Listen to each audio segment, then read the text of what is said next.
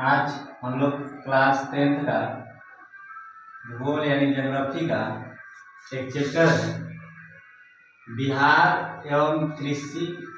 बिहार राज्य का यानी हमारे राज्य का कृषि एवं वन संसाधन के बारे में पढ़ना है,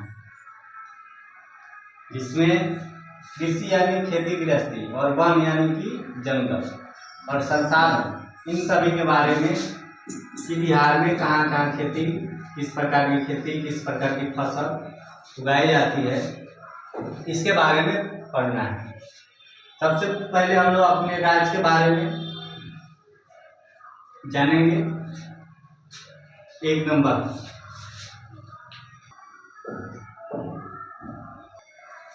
तो बिहार यानी कि अपने राज्य के बारे में कि बिहार कैसा राज्य है, बिहार में कौन कौन से फसल मुख्य रूप से होता है, इसके बारे में आज हम लोग को पढ़ना है। तो बिहार जो है, बिहार एक कृषि प्रधान राज्य है। कृषि प्रधान कहने का मतलब बिहार में सबसे ज्यादा जो है खेती गृहस्थी होता है। यहाँ की 80% आबादी यानी 80% आबादी जो है कृषि पर निर्भर है। इसका मतलब हुआ कि बिहार में 80% लोग जो है कृषि पर आश्रित है, उनकी जीविका भी क्या है, खेती गृहस्थी है। इसलिए बिहार राज्य को कृषि प्रधान राज्य कहा जाता है। दूसरा जो है, बिहार में मुख्य रूप से 4 फसलें उगाई जाती है। मुख्य रूप से 4 फसलें उगाई जाती है, यानी बिहार राज्य में मुख्य रूप से 4 फसलें उगाई जाती है। अगहनी, रबी और गर्मा, ये मुख्य रूप से फसलें जो है अपने राज्य में उगाया जाता है। एक भदई होता है, अगहनी होता है, रबी और गर्मा। अब हम लोग एक एक करके जानेंगे कि भदई फसलें क्या होता है, अगहनी फसलें क्या होता है, रबी फसलें क्या होता है। तो देखा जाए तो भदई फसल जो है इसकी शुरुआत मई जून से होती है, यानी कि मई जून में इसको बोया जाता है और अगस्त सितंबर में कटाई की जाती है। मतलब क्या है, भदई जो फसलें होता है मई जून में लगाया जाता है और अगस्त सितंबर में काट लिया जाता है। इसमें कौन कौन से फसल आते हैं इसको देखेंगे। इसमें मुख्य रूप से फसलें जो है भदई धान, यानी जो भादों में धान होता है वो होता है, ज्वार, बाजरा, मकई, और मकई के साथ जूट भी बोया जाता है यानी पटसन।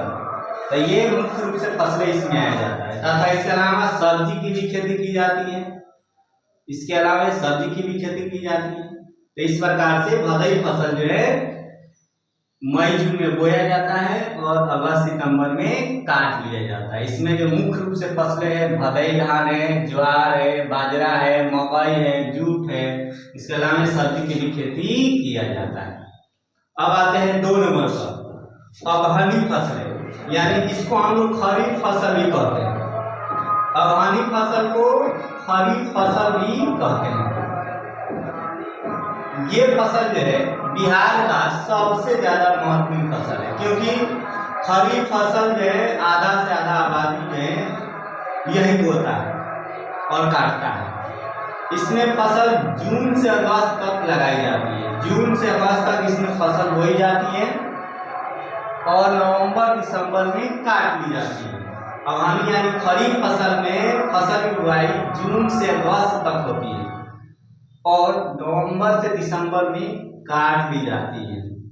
इसके जो मुख्य फसल है धान, खरीफ फसल की फसल है धान, ज्वार, बाजरा, अरहर, गन्ना, इसकी मुख्य फसलें हैं।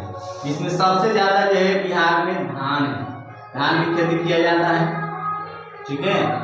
और ज्वार, बाजरा, अरहर, गन्ना, इसकी भी खेती खरीफ फसल में ही किया जाता है।